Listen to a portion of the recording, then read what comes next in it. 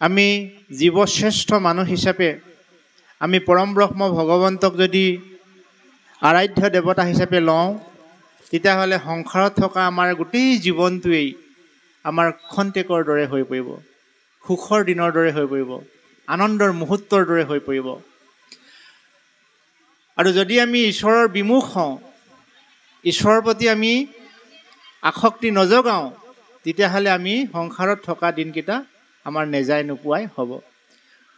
গতিকে সখা অৰ্জুনক কোৱাৰ চলেৰে কৃষ্ণই কৈছে যে সৰ্বধৰ্ম এৰিয়ে ক শৰণ সাক্ষাৎ, সুদৃঢ় বিশ্বাসে সখী লৈও ক আমাৰ। নকৰিবা ভয় সখী কৰোঁ অংগীকাৰ, সমস্ত পাপতে মই কৰিব উদ্ধাৰ। মই প্ৰতিজ্ঞা কৰি কৈছোঁ, মই অংগীকাৰ কৰি কৈছোঁ, হে সখী তুমি সকলো ত্যাগ কৰা, কেৱল মোক তুমি সুদৃঢ় বিশ্বাসে লোৱা। গতিকে বিশ্বাস তিনি প্ৰকাৰৰ: বিশ্বাস, দৃঢ় বিশ্বাস আৰু সুদৃঢ় বিশ্বাস। এই সুদৃঢ় বিশ্বাস আনিবলৈ হ'লে আমি পৰম ব্ৰহ্ম ভগৱন্তৰ ওচৰত আমি কায় বাক্য মন অৰ্পণ কৰিব লাগিব। মোৰ এজন বাপে আহি কথাষাৰ কৈ থৈ গ'ল কাৰণে মই কথাষাৰ পুনৰাবৃত্তি কৰিছোঁ। চিতৰ বিষয়ে তেওঁ অকণমান ক'বলৈ কৈছে। চিত কাক বোলে? চিত কেতিয়া আহে?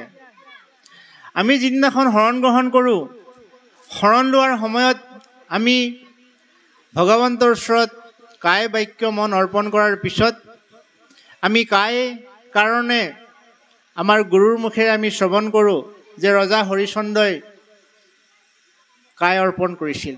হৰিচন্দ্ৰ উপাখ্যান অধ্যায়টিৰ যোগেদি কায় কি বস্তু, কিয় অৰ্পণ কৰা হয়, গোটেই কথাখিনি তাত বৰ্ণনা আছে। তাৰপিছত আহিল বাক্য।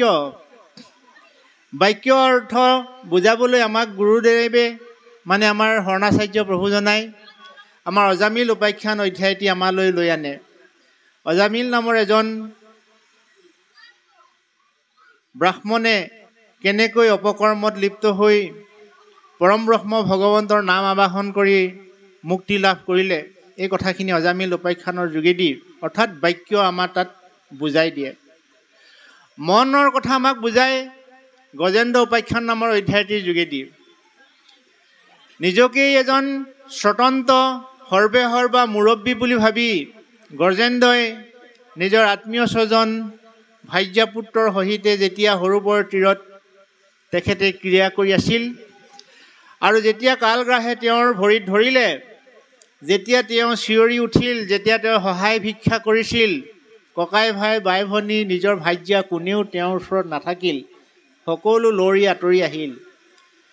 গতিকে বিপদৰ সন্ধিক্ষণত সেই গজেন্দ্ৰ সদৃশ জীৱটোৱে যেনেকৈ বিলাই হয়, আমাৰ সকলো সতি সন্ততি ধন টকা পইচা থাকিলেও আমাক কিন্তু শেষত কোনেও ৰক্ষা নকৰে।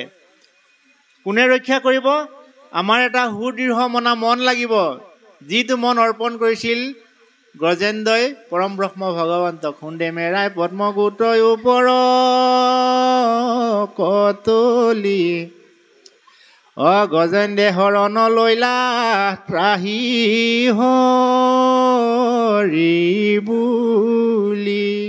গতিকে গজেন্দ্ৰই ত্ৰাহি হৰি বুলি যেতিয়া ভগৱন্তৰ শৰণ লৈছিলে, তেতিয়া তেওঁ দুখৰ পৰা পৰিত্ৰাণ পাইছিলে। তদ্ৰূপ আজি সেই গজেন্দ্ৰই যেনেকৈ ককবকাই আছিল মায়াৰ সংসাৰত, আমি প্ৰত্যেকজন জীৱশ্ৰেষ্ঠ মানুহেও এই মায়াৰ সংসাৰত তদ্ৰূপ ককবকাই আছোঁ। কালগ্ৰাহে আমাক ধৰি টানি আছে। তাৰ পৰা পৰিত্ৰাণ পোৱা একমাত্ৰ উপায় আমি মন অৰ্পণ কৰিব লাগিব পৰম ব্ৰহ্ম ভগৱন্তৰ ওচৰত। তাৰ পাছত কোৱা হয় যে চিত হৈছে প্ৰহ্লাদ। প্ৰহ্লাদ চৰিত অধ্যায়টিৰ পৰা চিত অধ্যায়টি আমাক আমাৰ গুৰুসকলে আমাক বৰ্ণনা কৰি দিয়ে। কায় বাক্য আপোনি কায় বাক্য মন ভগৱন্তত অৰ্পণ কৰাৰ পাছত চিত অৰ্পণ কৰিবলৈ কোনো চিত বুলি কোনো এটা উপমা নাই। চিত নিজে নিজে যোৱা বস্তু। ই মনৰ ভাৱনাৰ পৰা উদয় হয়। গাখীৰ, গুড়, পিঠা আটাইবোৰ যেতিয়া মিক্স কৰি দিয়া হয়, সি আপুনি যেনেকৈ লাডুটো হৈ যায় বনোৱাৰ লগে লগে, তদ্ৰূপ সেই লাডুটোৱে হৈছে আমাৰ চিত। সেই চিত নিজে নিজে গুচি যায় পৰম ব্ৰহ্ম ভগৱন্তৰ ওচৰত, সি নিজেই বিলীন হোৱা বস্তু। আৰু সেই চিতত বিলীন হোৱাৰ লগে লগে পৰম ব্ৰহ্ম ভাৱনাত সেই ব্যক্তিজন কেতিয়াও অন্য ভাৱনাৰে তেওঁ ক্ৰিয়া কৰিব নোৱাৰে। চিত বিলীন হৈছিল কাৰ? 60,000 ঋষিয়ে ঈশ্বৰৰ কথা শুনিছিল ৰজা পৰীক্ষিতৰ সহিতে, কিন্তু কোনো ঋষি মহামুনি শুকদেৱে কোৱা কথাখিনি কৰ্ণগোচৰ হোৱা নাছিল। কিয় হোৱা নাছিল? দম্ভ অহংকাৰে পৰিপূৰ্ণ একোজন গুণী জ্ঞানী ব্যক্তিৰ চিত অস্থিৰ আছিল, যাৰ কাৰণে তেওঁলোকে মহামুনি শুকদেৱে কোৱা কথাখিনি শুনিছে পাহৰি গৈছে।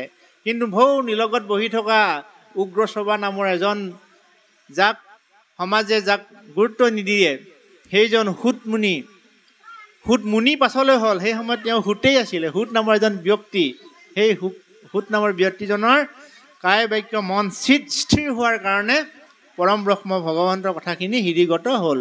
সেইকাৰণে ঈশ্বৰৰ কথা শুনোতে, ঈশ্বৰৰ কথা যে সাৱধানে শুনিব লাগে, গুৰুজনাই বাৰে বাৰে কয়, শুনা হবা সদ জন হুয়া এক মন, হৰি গুণ নাম কৰা শ্ৰৱণ কীৰ্তন। সেইকাৰণেই গুৰুজনাই বাৰে বাৰে কৈছে, মানৱ জাতি তোমালোকৰ চিত যাতে অস্থিৰ নহয়, আঁতৰি যাতে নাযায়, সেইকাৰণে একমন হৈ ঈশ্বৰৰ কথা শুনা। কিয় ঈশ্বৰৰ কথা শুনিব লাগে? কৃষ্ণ নাম বিনে নাহি আনন্দৰ স্থান, পৰম মধুৰ ৰস জানি কৰা পান। অসাধু সংগে কৃষ্ণ কথা যিজনে শুনয়, কৃতাৰ্থ হয় আতি নাহিকে সংশয়। তুমি সংশয় কৰিব লগা, প্ৰশ্ন কৰিব লগা একো কথাই নাই, তুমি কৃতাৰ্থ হবাই চিৰন্তন সত্য। তুমি কিন্তু এটা চৰ্ত মানিব লাগিব, সাধুৰ সংগত আহি তুমি একান্ত মনে ঈশ্বৰৰ কথা শুনিব লাগিব। আৰু সেইটোৱে হৈছে মোৰ চৰ্ত, আৰু এই চৰ্তৰ অনুপাতে মই তোমাক ঈশ্বৰৰ কথা ক'ম, তুমি শুনিবা। এই কথাখিনি আমি সংক্ষেপত আলোচনা কৰিম। শ্ৰী শ্ৰী মাধৱদেৱে লিখা এটি আমি প্ৰাৰ্থনা সকলোৱে গাওঁ আহক। কৃষ্ণ কৃষ্ণ এক দেৱ দুখ হাৰি, কাল মায়াদিৰ অধিকাৰী, কৃষ্ণ বিনে শ্ৰেষ্ঠ দেৱ নাহি নাহি আৰ, সৃষ্টি স্থিতি অন্ত কাৰী দেৱ, তান্ত বিনে আৰ নাহি কেয়, জানিবা বিষ্ণু হে সমস্ত জগতে হাৰ, জানিবা বিষ্ণু হে সমস্ত জগতে হাৰ। হৰি ৰাম কৃষ্ণ।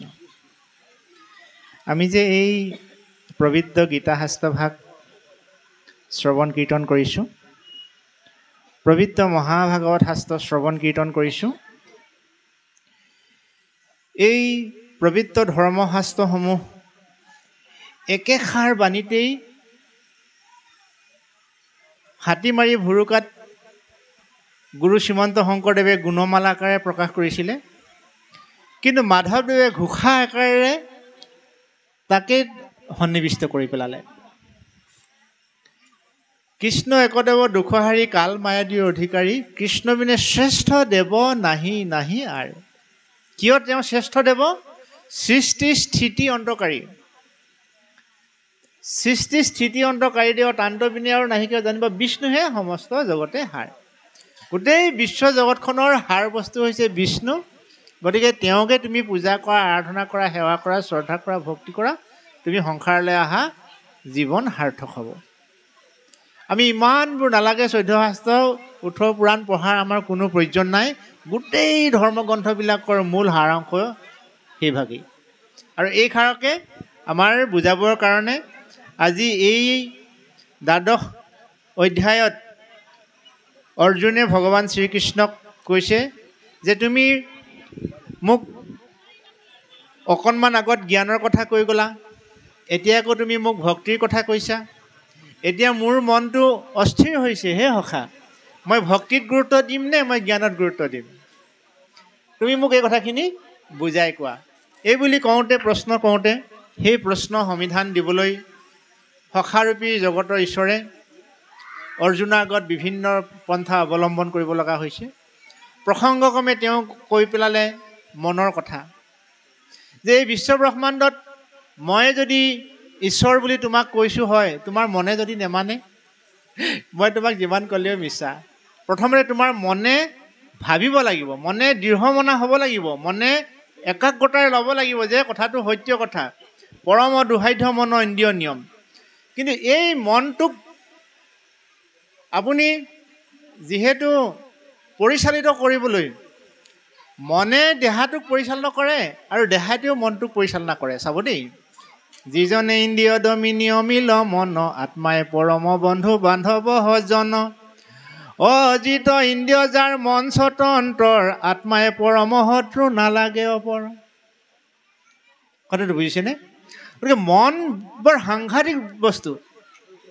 এই কথাষাৰকে মহাপুৰুষ মাধৱদেৱে খুব সুন্দৰকৈ এটা আওপাক দি পেলাই বনাই দিলে যে আপুনি আপোনাৰ বন্ধু, আপুনি আপোনাৰ শত্ৰু, ঐ আপুনি আপোনাক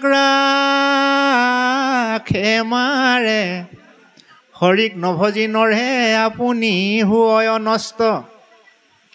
হৰিক ভজি আপোনাক তাৰে। হৰি যদি নভজে জীৱসকল নিজে নিজৰ নষ্ট হয়, আৰু হৰিক যদি ভজনা কৰে নিজেই নিজক তৰিব পাৰে। গতিকে হৰিক ভজনা কৰিব নে নকৰে বিচাৰ কৰিব কিন্তু মনে। গতিকে মন নিয়ন্ত্ৰণ কৰিবলৈ হ'লে আমাৰ বহু কিছু বিধি বিধান আছে। আমি যেনেকৈ মেট্ৰিক পৰীক্ষা দিয়াৰ আগত প্ৰাথমিক পৰ্যায়ে পঢ়িব লগা আছে, বহু নিয়ম নীতি মানিব লগা আছে। মন সংযম কৰিবলৈ হ'লেও আমি খাদ্যাভ্যাসৰ কথা আছে, আচাৰ ব্যৱহাৰৰ কথা আছে, ৰীতি নীতিৰ কথা আছে। এই বস্তুবোৰ একেদিনাই সম্ভৱ নহয়। এটুপ এটুপ কৰি ডাৱৰৰ পানী পৰি ভৰি গ'ল বহল সাগৰ। গতিকে আমি যি পৰ্যায়ত আহি এতিয়া উপনীত হৈছোঁহি, আমাৰ সতি সন্ততি একেদিনাই এই পৰ্যায়ত নেপাবহি। গতিকে সি যৌৱনপ্ৰাপ্ত হোৱালৈকে, সি শৈশৱৰ জ্ঞান উদয় হোৱা দিনাখনৰ পৰা আমাক দেখি শিকে, ঠেকি শিকে, লেখি শিকে, সেই বিদ্যা শিক্ষাবিলাক আমাৰ পৰা ল'ব পাৰিব লাগিব। আমাৰ পৰা ল'বলৈ হ'লে আমি সিহঁতক দিছোঁ নে নাই দিয়া? দিয়াৰ ক্ষেত্ৰত আমি বিচলিত হৈছোঁ নেকি? হয়, শতকৰা আমি 90 আমি বিচলিত হৈছোঁ। কাৰণ ধৰ্মশাস্ত্ৰ আমি এটা ৱাল এখন মাৰি পেলাই এইফালে ধৰ্মটো থৈ দিওঁ। ধৰ্ম ভক্তি এইটো পিছৰ কথা। প্ৰথম বস্তুটো হৈছে ঘৰখন। যাৰ ঘৰে অহৰ্নিশে নুগুচে কণ্ডল, যাৰ ঘৰে অহৰ্নিশে নুগুচে কণ্ডল, তাৰ ঘৰে সুখ ফুল নুফুলে কমল। যি সময়ত গুৰুজনাই এই ধৰাধামত আৱিৰ্ভাৱ হৈছিলে, সেই সময়ত চাৰিওফালে কণ্ডলেৰে উপচি আছিলে। চাৰিওফালে হাই কাজিয়া, চাৰিওফালে অত্যাচাৰ, অমানৱীয় কৰ্মৰে উপচি আছিল। কিন্তু মহাপুৰুষ গুৰু শ্ৰীমন্ত শংকৰদেৱৰ চকুত টোপনি নাই। কি উপায়েৰে জীৱসকলক ৰক্ষণাবেক্ষণ দিব লাগিব, তেওঁ নিজৰ পৰিয়ালটোৰ কথা তেওঁ ভবাই নাই। সেইকাৰণে মহাপুৰুষ শ্ৰীমন্ত শংকৰদেৱক জগতৰ গুৰু বুলি আজি সকলোৱে মানি ল'বলৈ কেতিয়াও কুণ্ঠাবোধ কৰা নাই। প্ৰত্যেকজন মানৱ জাতিয়ে আমি ঈশ্বৰৰ সন্তান। প্ৰত্যেকজন মানৱ জাতিৰে আমাৰ সপোনবোৰ বাস্তৱ হ'ব লাগিব, আমাৰ ভাৱনাবোৰ স্থিৰ হ'ব লাগিব। এই ভাৱনা সপোন বাস্তৱ হ'বলৈ হ'লে আমি ঘৰখনৰ পৰা জয়যাত্ৰা আৰম্ভ কৰিব লাগিব। ঘৰখনৰ সুখ শান্তি আনন্দ সমৃদ্ধিৰ ক্ষেত্ৰত অতীজৰ যি পুৰণিকলীয়া ৰীতি নীতি আছিল, মই এবাৰ অনুষ্ঠানত এটা কৈছিলোঁ, সেই কথাষাৰ কোনোবা এজন ইউটিউবাৰে প্ৰচাৰ কৰাত যথেষ্ট সংখ্যক ৰাইজে তাৰ সমাদৰ কৰিছে, যে এটা সময় আছিল যিটো সময়ত আমাৰ মৰম চেনেহৰ এনাজৰীডাল কটকটীয়া আছিল। পিতৃ মাতৃৰ যিটো সম্বন্ধ, মানে আত্মীয়জনৰ লগত যিটো সম্পৰ্ক, যিটো শ্ৰদ্ধা ভক্তি মৰম চেনেহ, সেই দিশবোৰ আমি আজিও সম্পূৰ্ণ এৰি চলিলে নহ'ব। আমাৰ মৰম চেনেহৰ দোলডাল দিনক দিনে এৰ খাই যোৱা মূল কাৰণটোৱে হৈছে আমাৰ আচৰণ বিধিত আমি কিছু খেলি মেলি কৰিছোঁ। হৈ যাব, পাৰিবা দিয়া, হ'ব, কিন্তু নহ'ব, তেনেকৈ নহ'ব। কিছুমান নীতি নিয়ম আছে, যি নীতি নিয়মক আমি যদি এৰাই চলোঁ, আমি কিন্তু দুৰ্ভিক্ষই আমাক চাৰিওফালৰ পৰা গ্ৰাস কৰি পেলাব। যেনেকৈ মান সন্মান মৰ্যাদা সম্পন্ন কিছু শিষ্টাচাৰমূলক কৰ্ম, সেই শিষ্টাচাৰমূলক কৰ্মখিনিৰ পৰা আমি আজি সমূলি আঁতৰি অহাৰ কাৰণে আমি এই ল'ব লগা দিশবোৰৰ পৰা আমি মানে নল'ব লগা হৈছে। আমি মন সংযত কৰিব নোৱাৰা হৈছে।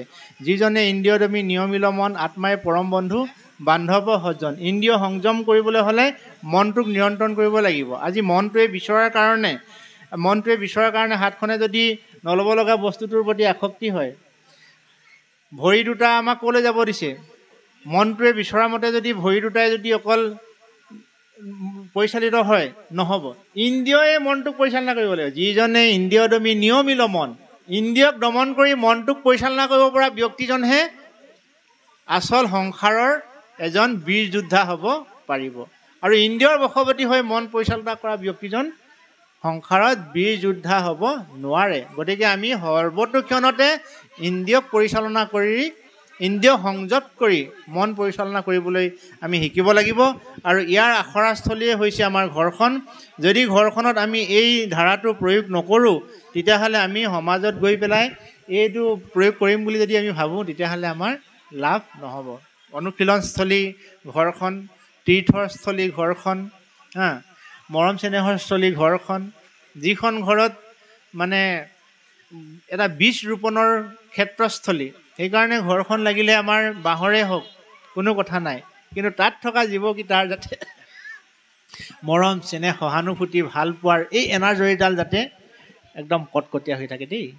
সেই কথাষাৰ বুজাবলৈহে আমাক ধৰ্মশাস্ত্ৰই বাৰে বাৰে কৈছে। গতিকে কোনো কাৰণত যাতে আমাৰ সেই এনাজৰীডাল দুৰ্বল নহয়, আৰু সেই এনাজৰীডাল শকত হৈ থাকিবলৈ হ'লে, আপোনাৰ সুন্দৰ হৈ থাকিবলৈ হ'লে তাত আপোনাৰ ৰস পানী যোগান দিব লাগিব। সেই ৰস পানীবিলাকেই হৈছে এই ঈশ্বৰৰ বাৰ্তালাপ, ভকতৰ সং, সাধ্যানুসাৰে আপুনি কাৰোবাক সেৱা আগবঢ়ালে, ঈশ্বৰৰ কথা শুনিলে, বা ঈশ্বৰৰ লগত আপুনি ভাৱৰ বিনিময় কৰিলে, কায়ে বাক্য মনে ভজে মুহূৰ্ত চৰণ, আনক নভজি হৈ অনন্য শৰণ। আমি যদি ঈশ্বৰকো ভজিছোঁ, অন্য দেৱতাৰ প্ৰতিও যদি আমি প্ৰীতি ভাৱ ৰাখি আনে নেদেখাকৈ ভজিছোঁ, তেতিয়াহ'লে কিন্তু সেইটো আমাৰ ভুল এটা সিদ্ধান্ত। কাৰণ পৰম ব্ৰহ্ম ভগৱন্তই অৰ্জুনক বাৰে বাৰে কৈছে, সৈতে সৈতে সৈতে সৈতে সৈতে বোলো বাক সুদীৰ্ঘ বিশ্বাসে সখী লৈ কোৱা মাত। তোমাক মই শপত খাই কৈছোঁ, সত্য সত্য সত্য সত্য সত্য, 5 বাৰ সত্য বুলি মই শপত খাইছোঁ। সখা অৰ্জুন, তুমি মোক সুদৃঢ় বিশ্বাসে লোৱা দেই। কিয়? নকৰিবা ভয় সখী, কৰোঁ অংগীকাৰ। অংগীকাৰ মানে প্ৰতিজ্ঞা। সমস্ত পাপতে মই কৰিব উদ্ধাৰ। তুমি এইবিলাক যে মৃত্যু কাৰোবাক তুমি দণ্ড দিবা, সেইবিলাকৰ কথা তুমি চিন্তা নকৰিবা। মই ৰৈছোঁ, মই ৰক্ষা কৰি দিবা। গতিকে তুমি সৰ্বতোক্ষণতে তুমি মোক অৰ্পণ কৰি পেলাই তুমি কৰ্ম কৰা, তুমি দেখিবা যে তুমি জীৱন ধন্য হ'ব পাৰিবা। কিন্তু আমি সেই ঈশ্বৰক সেই সুদৃঢ় বিশ্বাসে আমি ল'ব পৰা নাই। হ'ব জানো? পাৰিম জানো?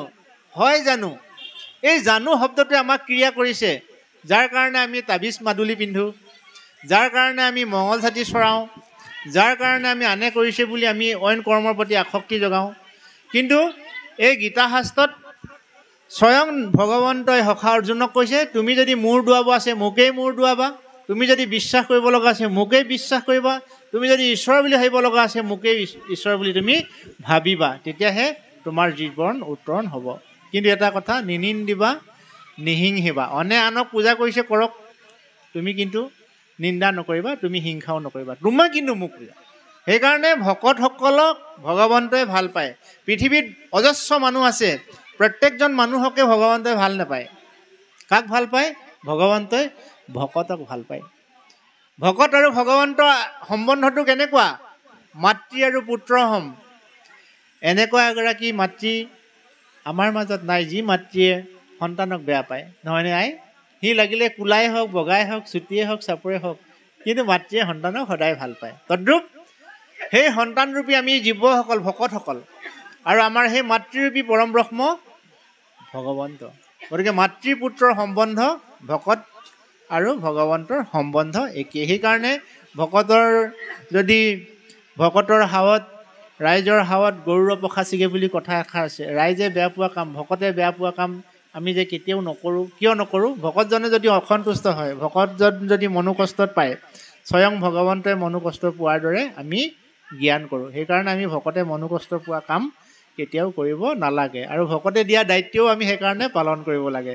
কিন্তু আমি কাম চোৰ হয় নাই, আমি ভকতে দিয়া দায়িত্ব পালন কৰা সামৰ্থ্য থাকিও আমি কিবা এটা অজুহাত দেখুৱাই পেলাই সেই কামটোৰ পৰা আমি আঁতৰি থাকোঁ। কাৰণ কিয় আঁতৰোঁ? আমি বিষয় বাসনাই আমাক হাত বাউল দি মাতি থাকে। বিষয়ৰ শক্তিটো ইমানেই বলৱান। মহাবলৱন্ত দুৰ্বাসনা ঘোৰ হৰি, আমাৰ মনক তেজিয়া দূৰ নযায় ৰাম ৰাম। প্ৰভু তুমি মোৰ মনৰ পৰা যদি আঁতৰি যোৱা, মহাবলৱন্ত দুৰ্বাসনাই মোক কিন্তু টানি লৈ যাব। গতিকে তুমি মোৰ মনৰ পৰা আঁতৰি নাযাবা প্ৰভু। বুজি পাইছেনে? যদি প্ৰভু তুমি মোৰ মনৰ পৰা যদি আঁতৰি যোৱা, মোৰ মনত দুৰ্বাসনাই বাঁহ ল'ব, আৰু দুৰ্বাসনাই যেতিয়া মোক বাঁহ ল'ব, মোক সেই কাল গহ্বৰত পেলাই দিব। তুমি মোৰ ওচৰৰ পৰা আঁতৰি নাযাবা প্ৰভু। এইবুলি জীৱই ভগৱন্তক কাবু কৰি প্ৰাৰ্থনা কৰিছে। গতিকে সেই জীৱসকলৰ ভিতৰত আমিও একোজন শ্ৰেষ্ঠ জীৱ। এতেকে আমি শ্ৰেষ্ঠ জীৱ হৈ পৰম ব্ৰহ্ম ভগৱন্তক আমি আবাহন কৰিব লাগে। আৰু ভগৱন্তক আবাহন কৰিবলৈ কিবা ধুনীয়া কণ্ঠস্বৰ এটা প্ৰয়োজন নাই। চিঞৰি চিঞৰি ঈশ্বৰক প্ৰাৰ্থনা কৰিলেহে হয়, এনেকুৱা কোনো কথা নাই। গীতা শাস্ত্ৰতে খুব সুন্দৰকৈ লিখা আছে যে মোৰ নাম গুণ কথা গৈ পে কোনে কহে, দয়াৰে আকুল হওঁ হৰিৰে নহে, আঠে বেঠে যাওঁ মই চাপোহ নিহিত, দেখিয়া তাহাক মই হওঁ আনন্দিত, পৰম আনন্দে পাঠ শুনি থাকো তাৰে, মই নাযাওঁ পঢ়ে গীতা,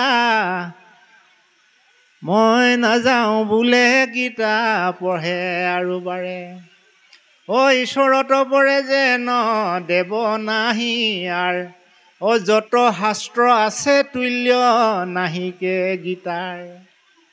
গীতা শাস্ত্ৰ ইমান মহাত্মা, যিমানবোৰ সংসাৰৰ ধৰ্মশাস্ত্ৰ আছে আটাইবোৰতকৈ বোলে গীতাৰ উচ্চ স্থান আছে।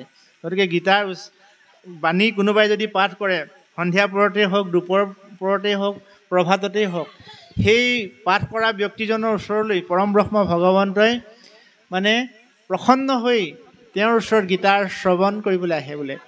গতিকে গীতা পাঠ কৰিলে আমাৰ মনোবাঞ্ছা পূৰণ হয়, দুৰ্ভিক্ষ আঁতৰি যায়, সুখ শান্তিৰ আগমন হয়। এনেধৰণৰ যিটো প্ৰবাদ আছে, এই প্ৰবাদটো কেৱল গীতা শাস্ত্ৰ বুলিয়ে নহয়, ঈশ্বৰে বৰ্ণনা দিয়া আটাইবোৰ ধৰ্মপুথিতেই সেই একেখিনি কথাকে উল্লেখ আছে। সি লাগিলে ঘোষাই হওক, কীৰ্তনেই হওক, ভাগৱতেই হওক, যিয়েই নহওক, লাগিলে ঈশ্বৰৰ গুণানুকীৰ্তনেৰে সমৃদ্ধ যিকোনো কথা ক'লেই ভগৱন্তৰ প্ৰসন্ন হয়। সেইকাৰণে আমি আমাৰ ঘৰখন প্ৰথমতে প্ৰসন্ন কৰিবলৈ হ'লে এডোখৰ উপাসনাস্থলীত আমাৰ অত্যন্ত থকাটো কাম্য।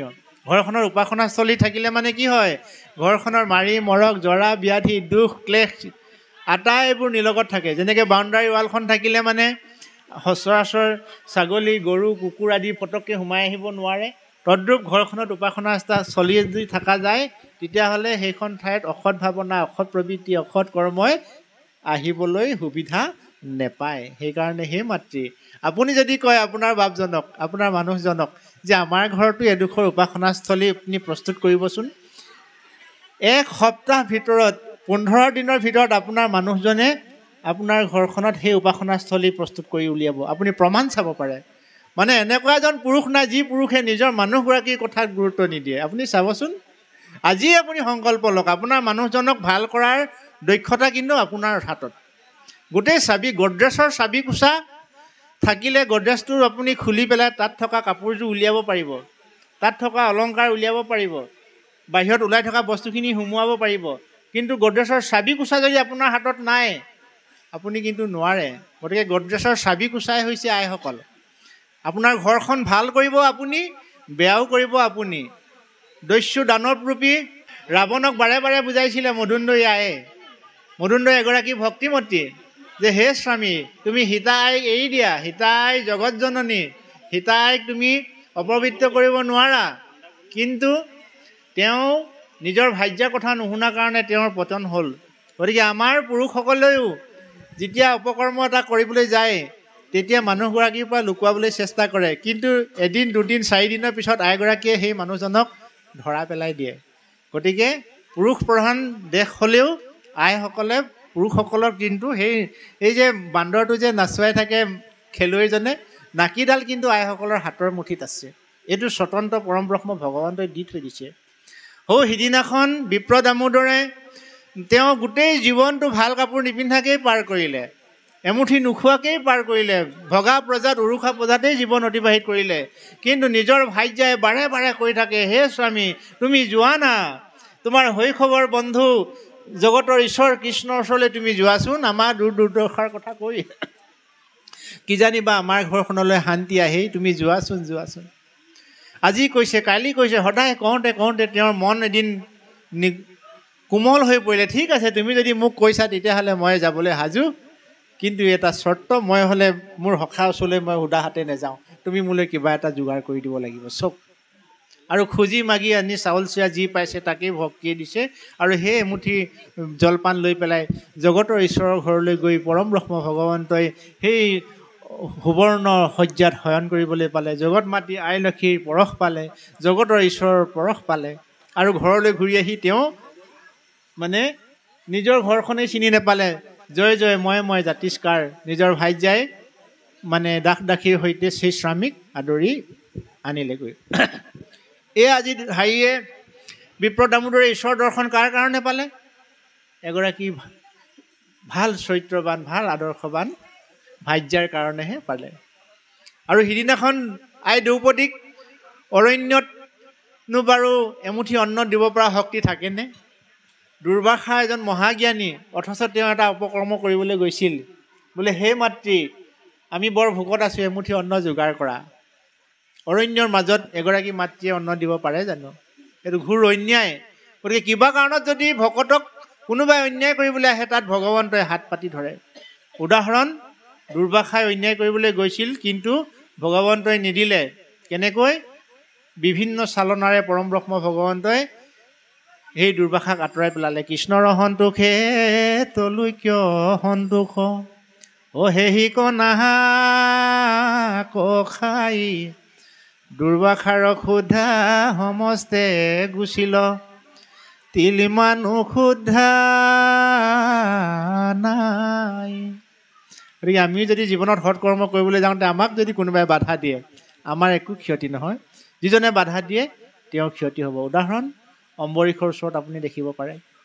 বলিৰ ওপৰত যেতিয়া পৰম ব্ৰহ্ম বলিৰ ৰাজসভালৈ বামনৰূপী ভগৱন্ত আহিছিল, বলিয়ে ভক্তিৰে চৰণ ধুৱাবলৈ লওঁতে তেওঁলোকৰ গুৰু শুক্ৰাচাৰ্যই বাৰে বাৰে বাধা দিয়ে। শেষত বাধা নেমানি বলিয়ে যেতিয়া চৰণৰ পানী পখালিবলৈ লৈছিল, তেতিয়া সেই পাত্ৰটোতে গুৰুৱে মায়াৰ ৰূপত সোমাই দিলে। আৰু যেতিয়া সোমাই ফুটাটো বন্ধ কৰি দিলে পানীৰ পাত্ৰটো, তেতিয়া পৰম ব্ৰহ্ম ভগৱন্তই কাষতে থকা বনডালে যেতিয়া খোজ মাৰি দিলে, চকুটোকে ফুটি থাকিলে। এনেকুৱা উদাহৰণবোৰ কিয় দিছে আমাক? যে তুমি কাৰোবাক সৎকৰ্ম কৰিবলৈ যাওঁতে তুমি নাই পৰা নালাগে, তুমি আঁতৰি থাকা, কিন্তু আনক বাধা নিদিবা। যদি তুমি বাধা দিবলৈ যোৱা ক্ষতি তোমাৰ নিজৰ। গতিকে সাধ্যানুসাৰে আমি ঈশ্বৰক ভক্তি কৰিবলৈ সদায় যত্নপৰ কৰিব লাগে। আৰু ঈশ্বৰক ভক্তি কৰিবলৈ হ'লে আমাৰ এটা নিৰ্মল মনৰ অবিহনে কিন্তু কোনেও ঈশ্বৰক ভক্তি কৰিব নোৱাৰে। আৰু মন নিয়ন্ত্ৰণ কৰিব পাৰিবলৈ হ'লে পৰম ব্ৰহ্ম ভগৱন্তক আৰাধনা একান্তই প্ৰয়োজন। ৰামাকে জানি ধনঞ্জয় নকৰিবা ভয়, কোন ধৰ্মা ধৰ্ম বহু লোক নজানয়, ধৰ্ম ধৰ্মক জানে লয়া মোৰ ৰীতি, অহংগে নজানে তভু প্ৰবৃত্তি নিবৃত্তি। কৃষ্ণ।